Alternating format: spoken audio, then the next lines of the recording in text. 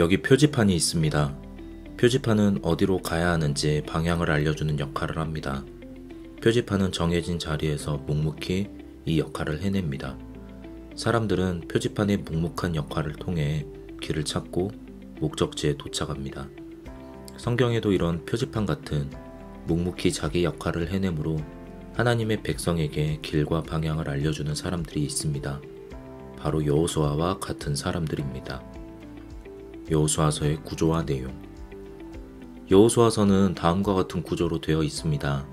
1장부터 12장은 땅 정복, 13장부터 22장은 땅 분배, 23장부터 24장은 여호수아의 유언. 첫째 부분은 약속의 땅 정복에 관한 이야기입니다. 이 이야기는 야훼께서 여호수아에게 내리신 말씀으로 시작합니다.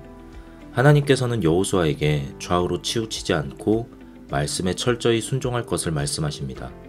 이후 여호수아는 요단강, 길갈, 여리고, 아이, 막게다 등을 정복합니다. 둘째 부분은 정복한 약속의 땅의 분배에 대한 이야기입니다. 땅 분배는 두 단계로 이루어졌습니다.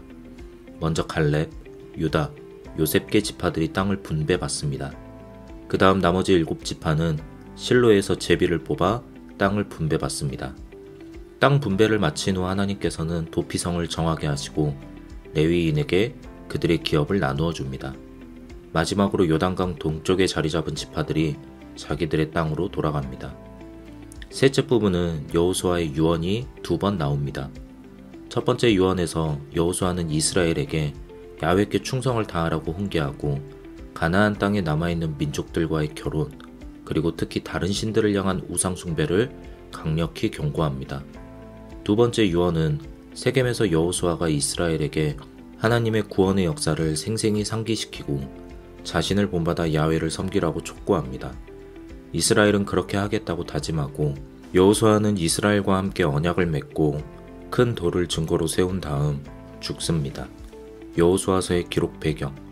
여호수아서는 처음부터 1장부터 12장까지 한 번에 기록된 책이 아닙니다.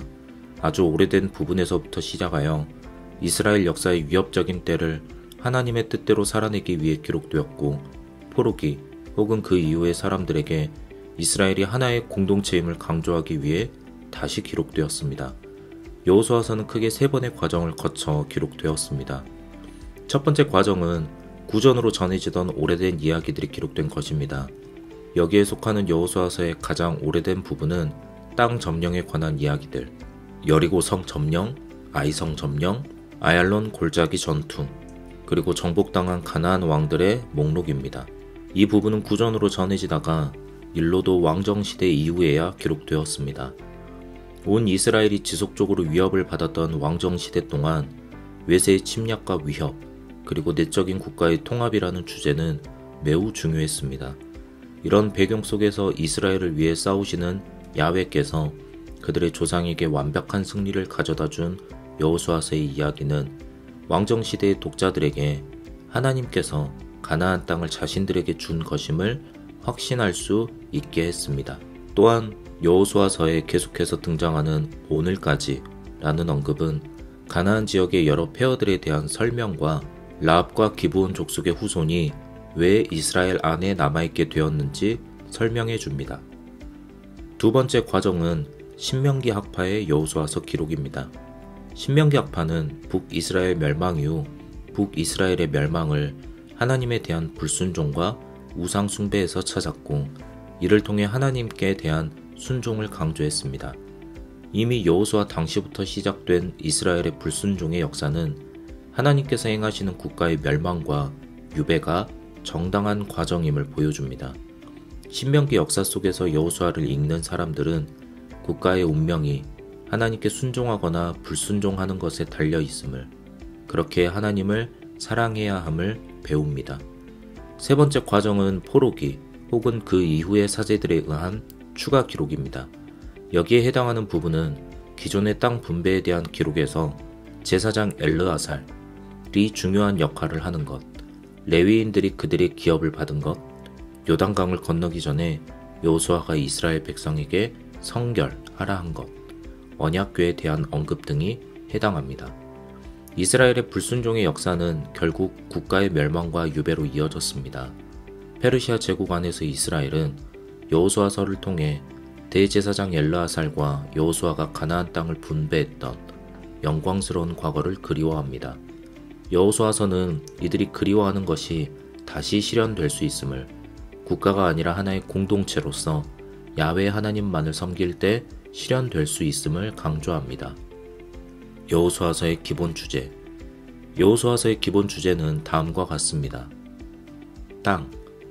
히브리 성경에서 땅은 단순한 부동산의 개념이 아닙니다.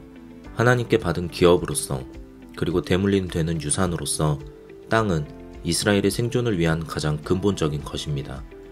땅의 정복은 여호수아와 이스라엘의 군사력에 달려있는 것이 아닙니다. 야훼 하나님께서 주셔서 받는 것입니다. 이스라엘은 하나님의 선물로서의 땅을 수동적으로 받습니다. 그 땅의 주민들을 모조리 죽이는 진멸은 군사적인 개념이 아니라 종교적인 개념입니다. 진멸이란 종교적인 의미에서의 완전한 파괴, 다른 종교에 대한 엄격하고 철저한 자세를 강조하는 표현입니다. 결정적 역할을 하는 것도 군사들이 아닌 사제들입니다. 그들이 언약궤를 메고 앞서며 뿔 나팔을 부는 모습은 전술적인 모습이 아니라 종교적인 모습입니다. 즉 하나님께서 주시는 땅은 하나님의 방식으로 얻는 것임을 말합니다. 또한 아간은 이스라엘에 속해 있으면서도 죽임을 당하지만 기브온 사람들이나 라합과 같은 인물은 가나안 사람들임에도 진멸당하지 않습니다. 이는 그들이 가진 신중한 자세, 이방신을 섬기는 것에 대한 위험을 주지 않기 때문이며 라합의 경우에는 하나님을 향한 믿음 때문이었습니다. 하나님께서 땅을 주시는 이유는 이스라엘이 잘나고 예뻐서가 아니라 이스라엘의 조상들과 약속하셨기 때문입니다. 이 구절들이 이스라엘과 그들의 조상을 연결해 줍니다. 여호수아서는 하나님께서 이스라엘에게 주시는 땅이 조상들에게 하신 약속을 성취한다고 말합니다. 이 말씀은 이스라엘이 실제로 겪은 국가의 멸망과 유배의 땅 상실이라는 현실 속에서 이스라엘에게 희망이 되어줍니다. 땅의 분배는 먼저 모범적인 지파들이 분배받고 실로에서 제비뽑기를 통해 나머지 지파들이 분배받습니다. 제비뽑기는 땅의 분배를 운적인 요소에 맡기는 것이 아닙니다. 고대인들은 제비뽑기가 하나님의 뜻을 아는 여러 방식 중 하나로 여겼고 이를 통해 땅 분배 역시 하나님의 뜻대로 행하는 것임을 보여줍니다. 공동체. 여호수아서가 말하는 이스라엘의 모습은 국가의 모습이 아니라 공동체의 모습입니다. 이 공동체는 모든 이스라엘을 포함하고 있으며 하나님의 백성으로서 그분의 말씀에 절대적으로 순종하는 공동체입니다. 만약 이스라엘이 하나님께 순종함으로 자신의 정체성을 지키면 야훼께서 가나안 백성을 쫓아내시고 이스라엘에게 땅을 기업으로 주셨듯 하나님께서 하신 선한 말씀들이 다 이루어질 것입니다. 하지만 이스라엘이 하나님께 순종하지 않고 다른 신들을 섬기며 절하면 하나님께서는 모든 불길한 말씀도 이스라엘에게 임하게 하실 것입니다. 아간의 이야기가 바로 그 본보기입니다. 이스라엘이라는 공동체는 수동적인 운명의 공동체가 아닙니다. 완전한 자유 속에서 선택하고 결정하며 그에 따른 책임을 져야 하는 수준 높은 공동체입니다. 순종과 불순종의 긴장 속에서 이스라엘은 야훼를 섬길지 혹은 다른 신들을 섬길지 결단해야 합니다. 이스라엘은 이미 한 번의 멸망과 유배를 통해 불순종에 대한 결과를 체험했습니다.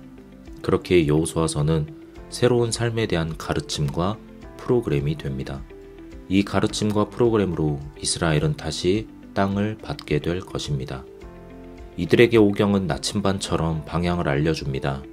모세의 율법에 기록된 대로 실천하고 좌우로 치우치지 않는 사람은 형통하게 될 것입니다.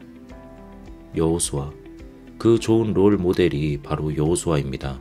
여호수아라는 이름, 야훼가 구원이시다, 야훼가 도움이시다 가 말하는 것처럼 모세의 율법에 기록된 대로 실천하는 사람을 야훼 하나님께서 도와주실 것입니다.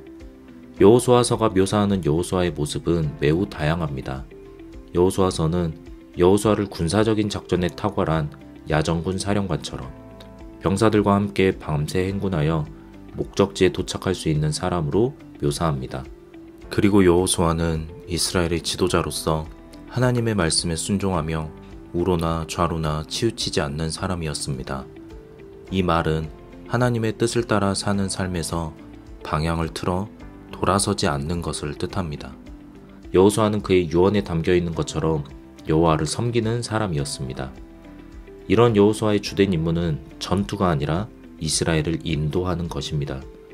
또한 여호수아는 후계자 임명식을 통해 공개적으로 후계자가 되었습니다. 야훼 하나님께서는 친히 여호수아를 선택하시고 모든 공동체 앞에서 모든 이스라엘을 그에게 복종하게 하셨습니다. 여호수아는 전투에서도 먼저 엘르아살에게 우림으로 하나님의 뜻을 구한 다음에야 전투에 나섭니다.